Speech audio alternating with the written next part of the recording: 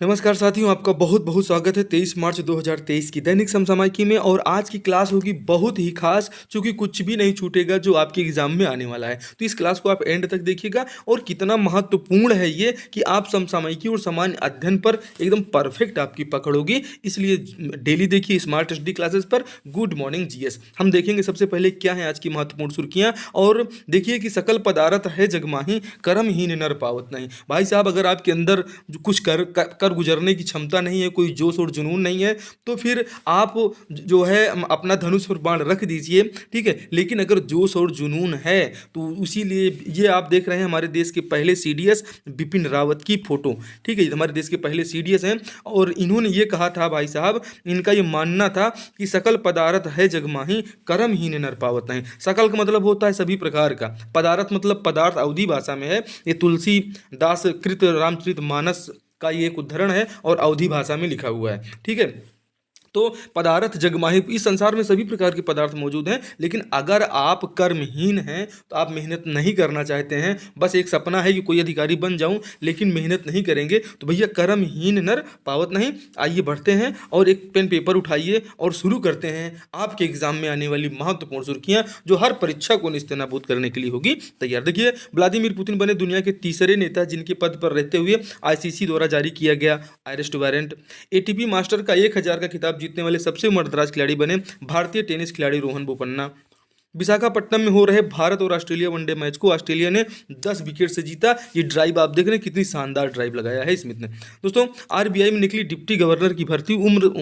उम्मीदवार 60 साल से अधिक नहीं होना चाहिए। बैंकिंग और फाइनेंशियल मार्केट में 15 साल का अनुभव चाहिए और आवेदन की अंतिम तारीख है 10 अप्रैल। तो नौकरी करना है, आरबीआई में डिप्टी गवर्नर बनना है, तो चलिए तैयार हो जाइए। दोस्तों, एटीके मोहन बागान ने पेनाल्टी शूटआउट में जीता आईसीएल का फाइनल मैच। ये बहुत ही महत्वपूर्ण है, इसके बारे में पूरा बताएंगे आपको।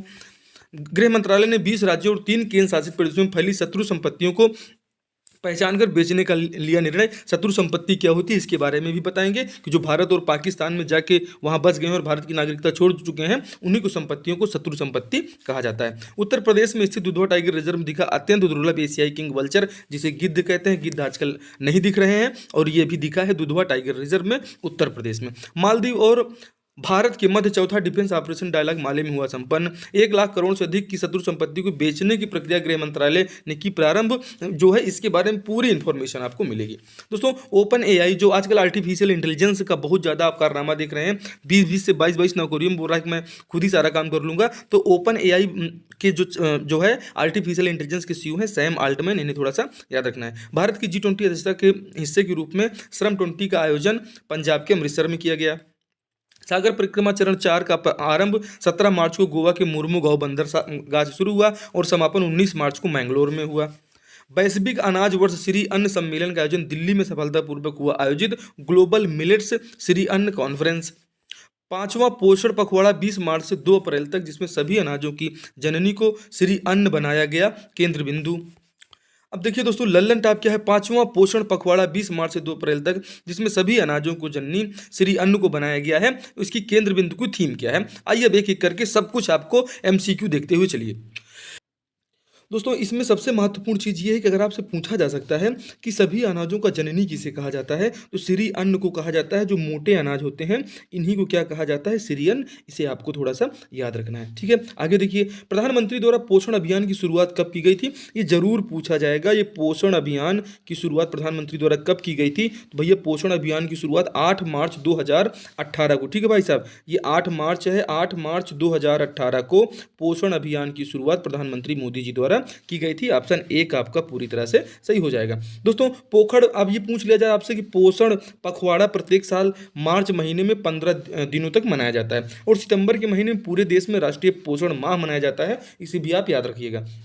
तो पोषण पखवाड़ा कब मनाया जाता है, तो मार्च महीने में 15 दिनों के लिए मनाया जाता है और सितंबर महीने में राष्ट्रीय पोषण माह मनाया जाता है पूरे महीने भर। इसे भी थोड़ा सा आपको याद रखना है। तो पूरे देश में राष्ट्रीय पोषण माह कब मनाया जाता है, ये प्रश्न आपका यहाँ पे आ ही गया है। ये सितंबर महीने में मनाया जाता है, ऐसा ही प्रश्न आपसे पूछा जा सकता है। दोस्तों, गुयाना के राष्ट्रपति कौन है, गुयाना के राष्ट्रपति हैं डॉक्टर मोहम्मद इरफान अल अल नहीं है, अली है, ठीक है भाई साहब। और इथोपिया की राजधानी राष्ट्रपति कौन है? सुश्री सहेले वर्क जेवड़े, ये जो है वहाँ की सुश्री है, अभी इनकी शादी नहीं हुई भाई साहब, आप लोग शादी के चक्कर में मत पड़े। ये इथोपिया की राष्ट्रपति हैं सुश्री सहेले वर्क जेवड़े, इन्हें थोड़ा सा आप जो है याद रखेंगे। अगला प्रश्न देखिए, हाल ही में गृह मंत्रालय द्वारा कितनी शत्रु संपत्तियों की पहचान की गई है? तो दोस्तों पूरे देश में 12,611, ठीक है, 12,611 शत्रु संपत्तियों की पहचान की गई है।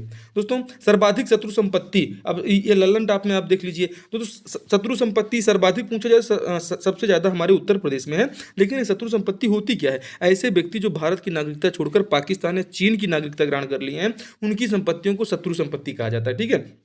और भारत में बात करें सबसे ज़्यादा कहाँ है, तो सबसे ज़्यादा शत्रु संपत्ति यूपी में है, क्योंकि यूपी में बहुत ज़्यादा कट्टरवादी लोग हैं और ये सब छोड़ छोड़ के यूपी छोड़ के पाकिस्तान भाग गए, तो इनकी संपत्ति अभी यहाँ पड़ी है, अभी इसकी कुर्की हो रही है, ठीक है। ये जो है बेची जाएगी। और इसमें सबसे पहले अभी जिनका कब्जा है, ये जो शत्रु संपत्ति है, ये लोग जान लें कि भाई साहब अगर आपके कब्जे में है और नहीं है तो कब्जा कर लो, ठीक है। कब्जे में है तो ठीक है और नहीं है कब्जे में तो कर लो। सबसे पहले सरकार आपको मौका देगी, जिनके कब्जे में है वो खरीद लें। और ये कितना, अगर 1 करोड़ से नीचे का है, ठीक है, अगर 1 करोड़ से नीचे की जमीन है तो वो जमीन सबसे पहले वहां के लोकल लोगों को, जो उसके कब्जेदार, उनको मौका दिया जाएगा और उसके बाद सरकार उसको अपने हिसाब से बेचेगी।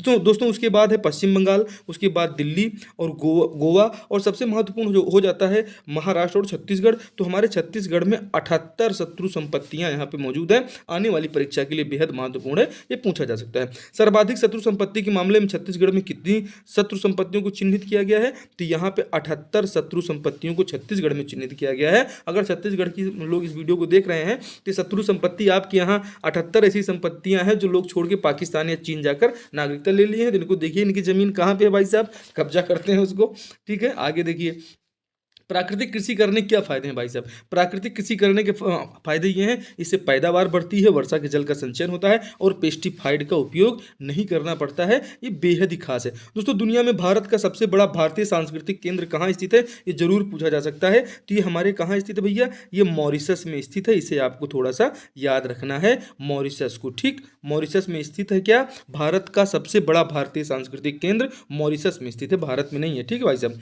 हाल ही में पंजाब के अमृतसर में आयोजित श्रम 20, ठीक है, की बैठक की अध्यक्षता किसने की भैया? तो ये जो हमारे मजदूर संघ के अध्यक्ष हैं श्री हिरणमन पंड्या जी, इन्होंने पंजाब में जो है G20 की अध्यक्षता भी किसके पास है? भारत के पास है 2023 में। इसी क्रम में जो है G20 की अध्यक्षता में श्रम के जितने भी लोग हैं, दुनिया भर के श्रमिकों के अध्यक्ष जो हैं यहाँ भारत आए और ये पंजाब के अमृतसर में इसकी बैठक का आयोजन हुआ। हिरणमन पांड्या जी ने इसकी अध्यक्षता की। दोस्तों भारतीय मजदूर संघ के राष्ट्रीय अध्यक्ष कौन है? तो हमने आपको यहाँ दिया है, हिरणमन पांड्या। और महबूबा मुफ्ती कौन है? तो अभी कल ही इन्होंने जो है दोस्तों हमने बताया था कि इन्होंने शिवलिंग पर जलाभिषेक किया, जिसके लिए बहुत ज़्यादा मुस्लिम लोग नाराज हैं।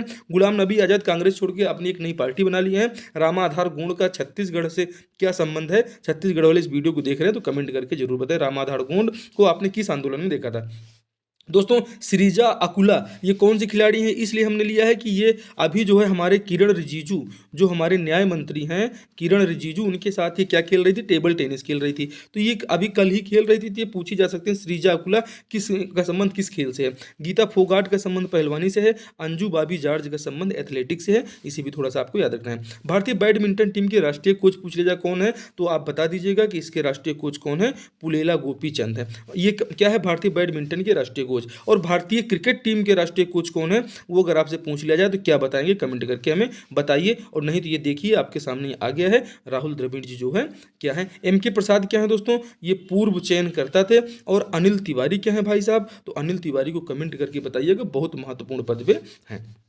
वुहान के सी फूड मार्केट में अवैध तरीके से बिकने वाले डाक का नाम क्या है भाई साहब? ये एक ऐसा डाक है जिसकी वजह से हमारे देश क्या पूरी दुनिया में कोविड-19 फैला था, ठीक है। शोधकर्ताओं ने इसका दावा किया है और इस डाक का नाम है भाई साहब रैकून डाग। और रॉट बिलर ये नहीं है, रॉकी तो लोग नाम रख देते हैं, सिलुआ भी नाम रख देते हैं। एक मेरा प्यारा सा कुत्ता था सन 2000 के आसपास में, उसका नाम हम लोग सिलुआ रखे थे। तो वो सिलुआ बेचारा इस दुनिया में नहीं रहा, उसको हमने याद करने के लिए नाम यहाँ पे दे दिया है। वुहान के सी फूड मार्केट में अवैध तरीके से बिकने वाले रैकून डाक के कारण कोविड-19 फैला, क्योंकि इनके सैंपल्स में कोविड-19 मिले हैं, ये शोधकर्ताओं ने दावा किया है। ये रैकून डॉग है, इसे आप देखिए चीन में अवैध तरीके से बिकने वाले रैकून डॉग से फैला हो सकता है कोविड-19, ये स्टडी में खुलासा हुआ है। ये डॉग है जो पूरी दुनिया को परेशान किया। ठीक है भाई साहब, इसे थोड़ा सा अब आपको याद रखना है। पुस्तक श्री अन्न एक समग्र अवलोकन का विमोचन किसके द्वारा किया गया है? चूंकि जो है भारत के प्रधानमंत्री श्री नरेंद्र मोदी के आग्रह पर संयुक्त राष्ट्र द्वारा क्या किया गया है, 2023 को अंतर्राष्ट्रीय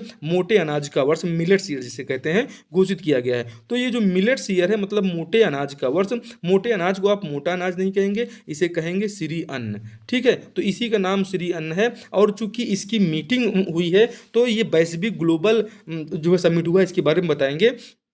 तो श्री अन्न एक समग्र अवलोकन एक किताब है, इसका विमोचन किसके द्वारा किया गया? तो भारत के प्रधानमंत्री श्री नरेंद्र मोदी के द्वारा किया गया। इसमें बताया गया है कि श्री अन्न मोटे अनाज जो हमारे पूर्वज लोग खाते थे और इतनी लंबा लंबा जीवन जीते थे, और हम लोग जो है बर्गर, क्या बोलते हैं उसको, बर्गर पिज्ज़ा खा खा के हमारा जो है हमारी एज भी धीरे धीरे कम होती जा रही है। ठीक है भाई साहब, ये आप देख रहे हैं लल्लन टॉप जो फैक्ट। ये कौन है भाई साहब? ये हैं हमारी जो सुरेखा यादव जी। पूरी एशिया की 1988 से ये क्या है, ये ट्रेन की ड्राइवर हैं भाई साहब। ठीक है, ये भारत ही नहीं एशिया की पहली महिला ट्रेन ड्राइवर हैं। और ये भी वर्तमान में वंदे भारत जो एक्सप्रेस है, जो आपके सोलापुर महाराष्ट्र की तरफ चल रही है, वंदे भारत एक्सप्रेस की ये चालक बनी है, पहली महिला चालक है वंदे भारत की एक्सप्रेस की। और पहली वंदे भारत एक्सप्रेस कब चलाई गई थी भाई साहब? तो 2019 में चलाई गई थी, इसे आपको याद रखना है। कहाँ से कहाँ तक चली थी? तो दिल्ली से वाराणसी तक चली थी, ये आपको याद रखना है, जिसे काशी बाबा विश्वनाथ की नगरी कहते हैं। ठीक है दोस्तों, हाल ही में उत्तर प्रदेश के किस टाइगर रिजर्व में अत्यंत दुर्लभ एशियाई किंग वल्चर या लाल सिरोला गिद्ध देखा गया है? तो ये भाई साहब देखा गया है दुधवा टाइगर रिजर्व में। ठीक है, कांजीरंगा राष्ट्रीय उद्यान पूछ लिया जाए कहाँ पड़ता है? असम में पड़ता है। अब यहाँ असम आ गया तो असम के मुख्यमंत्री का नाम पूछ लिया जाए तो क्या बताएंगे भाई साहब? तो ये जो हिम्मत बिस्वा शर्मा है, ये क्या है? असम के मुख्यमंत्री हैं। इंद्रावती टाइगर रिजर्व कहाँ है भाई साहब? इंद्रावती टाइगर रिजर्व कहाँ है? ये छत्तीसगढ़ में पड़ेगा। कहाँ पड़ेगा? ये पड़ेगा छत्तीसगढ़ में। और छत्तीसगढ़ के कहाँ? तो ये पड़ेगा जो है आपके बीजापुर जिले में। ठीक है, बीजापुर जिले में कहाँ? तो बीजापुर जिले में ये जो कुटरू वाला रीजन है, कुटरू वाला रीजन में कुटरू और आपका बहुत सारे वहाँ पे स्थान है, कुटरू नमेड़ ये सब मिला के इस एरिया में पड़ता है, बीजापुर जिले में। ये यहाँ इंद्रावती टाइगर रिजर्व। दोस्तों कूनो राष्ट्रीय उद्यान कहाँ है? कूनो राष्ट्रीय, आप अभी छत्तीसगढ़ आप देख रहे थे तो सीजे के सीएम को भी जान लीजिए।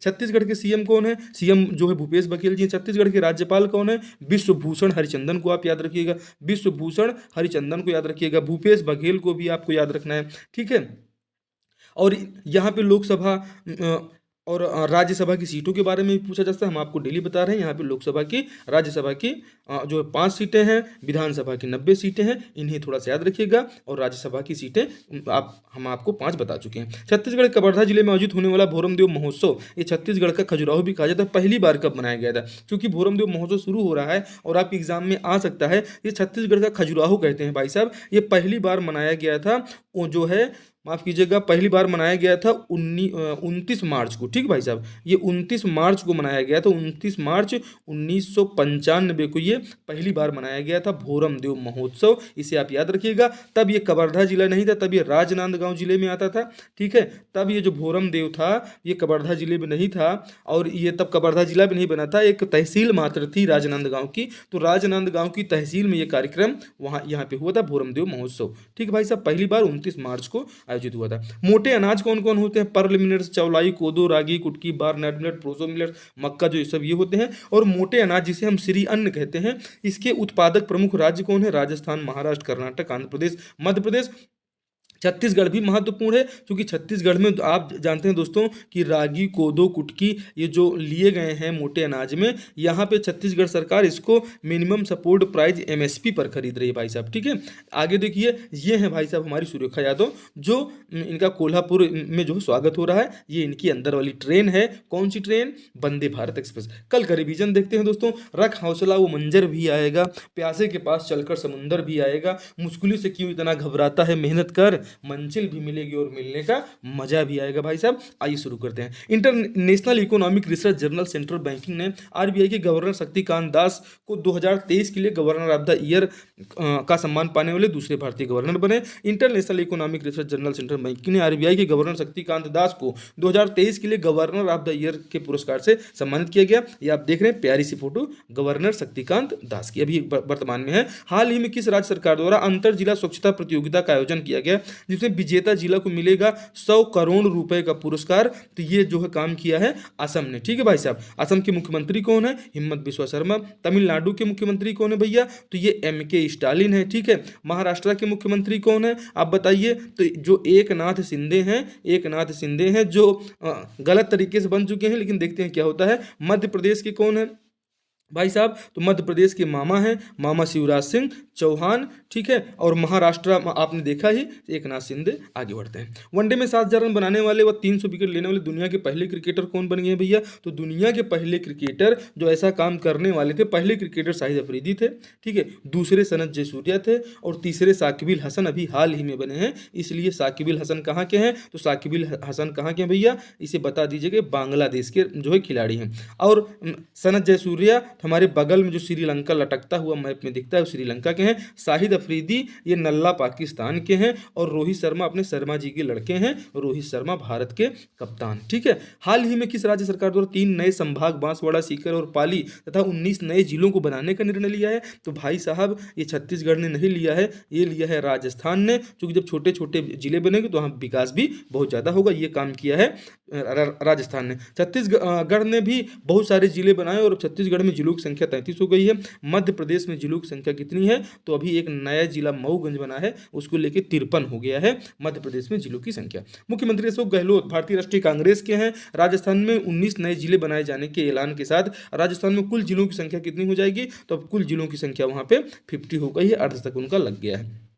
हाल ही में किस राज्य द्वारा पहला एआई आधारित, ठीक है, एआई से मतलब क्या होता है? एआई से मतलब होता है आर्टिफिशियल इंटेलिजेंस, जिसे हम आपको बार बार बता रहे हैं। इसके सीईओ के बारे में भी अभी हमने आपको बताया है। तो दोस्तों ये जो आर्टिफिशियल इंटेलिजेंस आधारित पहला ट्रैफिक मैनेजमेंट सिस्टम किसने लॉन्च किया है? तो ये लॉन्च किया है गोवा ने। इसे आप जो है ध्यान रखिएगा। असम में हमने आपको बताया। कर्नाटक का कुछ खास चीज़ देख लें तो भैया दुनिया का सबसे बड़ा रेलवे स्टेशन जो सिद्धारूढ़ा रेलवे स्टेशन है, ठीक है, सिद्धारूढ़ा रेलवे स्टेशन ये महाराष्ट्र में है। अभी मोदी जी ने इसका उद्घाटन किया है। उत्तराखंड के सीएम कौन है? इनको जान लीजिए, पुष्कर सिंह धामी हैं उत्तराखंड के सीएम। और यहाँ पे एक बहुत महत्वपूर्ण योजना है एप्पल योजना, उसे आप याद रखिएगा। दोस्तों यूएस एयरफोर्स के असिस्टेंट सेक्रेटरी बनने वाले पहले भारतीय अमेरिकी कौन है? तो ये रवि चौधरी, इन्हें आपको याद रखिएगा। सुंदर पिचाई भी भारतीय अमेरिकी हैं, कमला हैरिस भी हैं और प्रियंका चोपड़ा भी जो है चूंकि शादी करके वहाँ जा चुकी हैं। इनकी शादी किसके साथ हुई है? निक जोन्स के साथ हुई है। ठीक है। तो अब ये भी कुछ दिन में ये अमेरिकी ही हमें लगता है हो जाएंगी। ठीक है। आईपीएल 2023 के लिए दिल्ली का कप्तान किसे बनाया गया है? डेविड वार्नर को बनाया है। इसे आप थोड़ा सा याद रखिएगा। दुनिया के सर्वश्रेष्ठ एयरपोर्ट की सूची 2023 में भारत के इंदिरा गांधी इंटरनेशनल एयरपोर्ट किस स्थान पे है? तो 36वें स्थान पे। इसे आपको थोड़ा सा ध्यान रखना है। दुनिया के सर्वश्रेष्ठ एयरपोर्ट की सूची में दुनिया के सर्वश्रेष्ठ एयरपोर्ट की सूची किस संस्थान द्वारा जारी किया जाता है? तो ये जारी किया जाता है भैया ब्रिटिश कंसल्टेंसी स्ट्राई ट्रैक्स के द्वारा जारी किया जाता है। इसे आपको याद रखना है। दोस्तों ब्रिटिश कंसल्टेंसी स्ट्राई ट्रैक्स द्वारा दुनिया के सर्वश्रेष्ठ एयरपोर्ट की सूची 2023 में दुनिया का सर्वश्रेष्ठ एयरपोर्ट कौन बना है भैया? कि आप देख लीजिए। ऑप्शन 1 में है चांगी एयरपोर्ट सिंगापुर, 2 में है हमद इंटरनेशनल एयरपोर्ट कतर, 3 में है इनेदा एयरपोर्ट जापान और 4 में है इंचियोन एयरपोर्ट दक्षिण कोरिया। बताइए इसमें सर्वश्रेष्ठ कौन है? तो सर्वश्रेष्ठ कौन सा है भाई साहब? जो नंबर टॉप पे है चांगी एयरपोर्ट। क्या है? ये दुनिया का टॉप का जो है एयरपोर्ट है और ये जो है विश्व का सबसे अच्छा एयरपोर्ट है चांगी एयरपोर्ट सिंगापुर। दूसरे स्थान पे है Hamad international airport Doha Qatar. ठीक है भाई साहब। कतर की राजधानी क्या है? दोहा है। तो यहाँ पे स्थित है ये हमद इंटरनेशनल एयरपोर्ट। ये इनेदा एयरपोर्ट जापान में है भाई साहब। जापान में इसको याद रखिएगा। और जापान की राजधानी क्या है? तो उसे आप जो है टोक्यो को याद रखना है। अभी यहाँ हाल ही में किस पीएम को जो है गोली मार के हत्या की गई? पूर्व पीएम। तो यहाँ के जो शिंजो आबे थे, शिंजो आबे को गोली मारकर हत्या कर दी गई थी, जैसे हमारे महात्मा गांधी जी को गोली मारकर उनकी हत्या की गई थी। भारत का पहला मानव युक्त गगनयान मिशन कब लॉन्च होगा, इसे आप याद रख लीजिएगा, 2024 के लास्ट में ये लॉन्च होने वाला है। आगे बढ़ते हैं, फीफा वुमेन्स वर्ल्ड कप 2023 का आयोजन कहाँ किया जाएगा, तो ये ऑस्ट्रेलिया और न्यूजीलैंड में किया जाएगा, इसे थोड़ा ध्यान रखना है। फीफा के प्रेसिडेंट कौन है भैया, तो इन्हें याद रखो, गैनी इन्फेंटिनो है। ये आप एकदम रिवीजन करते चलिए, देखते चलिए, याद कराने की गारंटी हमारी है। आप इसको बस रोज क्लास पे कंटिन्यू बने रहें, चैनल पे नए हैं तो सब्सक्राइब कर लीजिए और डेली इस क्लासेस को देखेंगे आप तो जीएस, स्टैटिक जीके, उसके साथ में स्टेट जीके आपकी ये सब कंप्लीट होंगे, कुछ भी नहीं छूटेगा। ये देख लीजिए भाई साहब, बेंकन फ्रेजर कौन सा है, तो जो अभी ऑस्कर अवार्ड मिला है, ऑस्कर अवार्ड में सर्वश्रेष्ठ अभिनेता का अवार्ड किसे मिला है, तो ये मिला है बेंकन फ्रेजर को। मूवी कौन सी है, तो मूवी का नाम है द होयल, आपको याद रखना है, द होयल के लिए क्या मिला है, ऑस्कर अवार्ड में सर्वश्रेष्ठ अभिनेता का अवार्ड मिला है जो है बेंकन फ्रेजर को, इसे आप याद रखिएगा। और टिम बर्नर्स ली कौन है, WWE के संस्थापक हैं, वर्ल्ड वाइड वेब आप जानते हैं। और मिशेल योह कौन है, तो ये सर्वश्रेष्ठ अभिनेत्री हैं, ऑस्कर अवार्ड की सर्वश्रेष्ठ अभिनेत्री, ठीक है।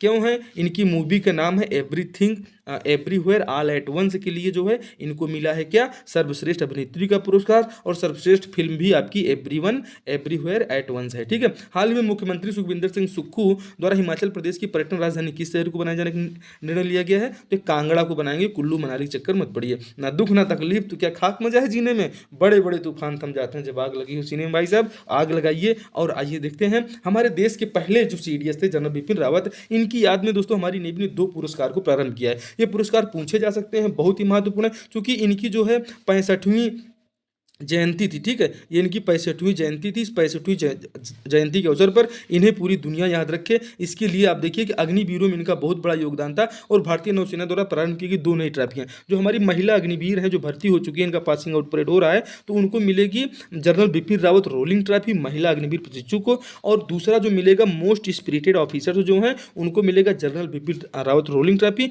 ये कहाँ वालों को मिलेगा, तो नेवल वार कॉलेज गोवा में जो नेवल हायर कमांड कोर्स कर रहे हैं, जिसे NHCC का कहा जाता है, इसमें जो सबसे अच्छे ऑफिसर्स होंगे, मोस्ट स्पिरिटेड ऑफिसर को मिलेगा general Bipin Rawat rolling trophy. और इसमें क्या है, ऑलराउंडर बेस्ट आने वाली जो है महिला प्रतिभागियों को मिलेगा rolling trophy general Bipin Rawat वाली। दोस्तों 11,600 फीट की ऊंचाई पर स्थित ग्रेटर हिमालयन रेंज में स्थित जोजिला दर्रा किन 2 राज्यों के मध्य प्रवेश द्वार कार्य करता है, तो लद्दाख और जम्मू कश्मीर, आपको याद रखना है। ऑस्ट्रेलिया के Institute of Economic and Peace द्वारा जारी ग्लोबल टेररिज्म इंडेक्स में भारत किस स्थान पे है, तो भारत 13वें स्थान पे है। भारत का पड़ोसी पाकिस्तान किस स्थान पे है, 6ठे स्थान पे है। और भारत का पड़ोसी म्यांमार 9वें स्थान पर है, इसे आपको थोड़ा सा याद रखना है।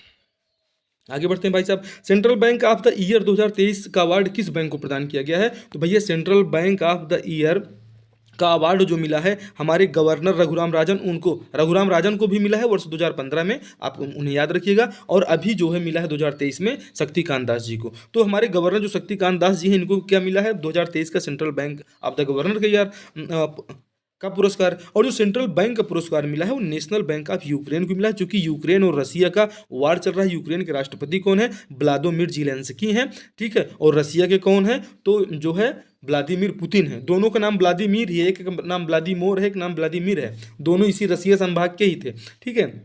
और ये 1990-91 में नया देश बन गया। तो आप USSR का विघटन भी हमारे चैनल पे इतिहास वाली क्लासेस में जाके जरूर देखिए, रूस का विघटन कैसे हुआ था, इसे आपको थोड़ा सा याद रखना है। दोस्तों उत्तराखंड की शीतकालीन राजधानी अभी आपने देखा, हिमाचल प्रदेश की शीतकालीन राजधानी किसे बनाया गया है, तो अभी हमने आपको बताया कांगड़ा को बनाया गया है। और अब देखिए जो है देहरादून को उत्तराखंड की शीतकालीन राजधानी बनाया गया, इसे भी थोड़ा सा आपको याद रखना है। चीनी यात्री ह्वेनसांग के अनुसार सम्राट अशोक ने छत्तीसगढ़ के किस स्थान पर बौद्ध स्तूपों का निर्माण कराया था भैया, तो सिरपुर में कराया था, इसे थोड़ा सा आपको याद रखना है। संयुक्त राष्ट्र विकास कार्यक्रम UNDP के वैश्विक प्रमुख कौन है, तो अचीम स्टेनर, इन्हें आपको याद रखना है। राजीव कुमार कौन है, तो भारत के जो भी चीफ इलेक्शन कमिश्नर है, मुख्य चुनाव आयुक्त राजीव कुमार है। और नीति आयोग के CEO पूछ लिया जाए कौन है, तो ये हमारे जो है BBR सुब्रमण्यम है। और भारत के भी RBI के गवर्नर कौन है, तो RBI के गवर्नर आप देख ही रहे शक्तिकांत दास को आपको याद रखना है, ठीक है।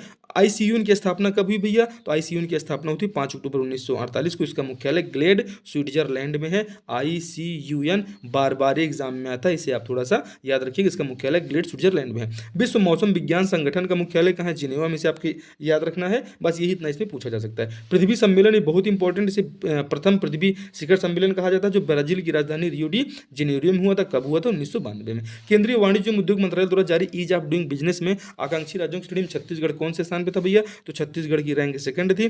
फर्स्ट पूछ लिया जाता असम को बता दीजिएगा, ये पहला दूसरा दोनों आपको दिया गया है। दोस्तों महिला बाल विकास विभाग छत्तीसगढ़ द्वारा, अगला प्रश्न देखिए, आंगनबाड़ी केंद्रों में आयोजित किए गए वजन त्योहार 2022 में सर्वाधिक कुपोषण दर में कितने प्रतिशत कमी आई है? तो 2.1% की कमी आई है। इसे आपको याद रखिएगा, छत्तीसगढ़ का महत्वपूर्ण जो है समाचार है। हाल ही में मुख्य चुनाव आयुक्त द्वारा जारी मोबाइल ऐप सक्षम, बहुत ही महत्वपूर्ण है भाई साहब। हाल ही में जो है मुख्य चुनाव आयुक्त द्वारा जारी मोबाइल ऐप सक्षम का संबंध निम्न में से किससे है? विकलांगों के लिए है, तटीय मछुआरों के एम्बुलेंस से है। तो भाई ये एम्बुलेंस भी दिया गया है, ठीक है, बहुत अच्छी सेवा है। महिलाओं की सुरक्षा से है, या मिलेट्स ईयर, मिलेट्स ईयर कौन सा है? 2023 को जो है मिलेट्स ईयर घोषित किया गया है। और इसी में आप देखिए कि विकलांगों के लिए जारी किया गया सक्षम मोबाइल ऐप, और इसके माध्यम से अपने मोबाइल से ही क्या कर सकते हैं? वोट दे सकते हैं। और इसको पहली बार शुरू किया है हमारे जो है राजीव कुमार जी ने, मुख्य चुनाव आयुक्त ने। कर्नाटक में जो है, कर्नाटक में अब होने वाला है नाटक, इसीलिए सारी योजनाएं सीधे सीधे कर्नाटक में पहुंच रही हैं, ठीक है। तो कर्नाटक में होने वाला है चुनाव, और वहां पे चुनाव के लिए चुनाव आयोग ने पूरी कमर कस ली है, और वहां पे सक्षम एप्लीकेशन उन्होंने लॉन्च किया है। और यहीं पर उन्होंने एक और लॉन्च किया, उसके बारे में भी बताते हैं। हाल ही में चुनाव आयोग द्वारा कितनी उम्र से अधिक के मतदाताओं के लिए वोट फ्रॉम होम की सुविधा ये जो है चालू किया है, ठीक है। तो वोट फ्रॉम होम की सुविधा चालू किया है, जो 80 साल से अधिक की बुजुर्ग हैं वो जो है अपने घर बैठे वोट दे सकते हैं।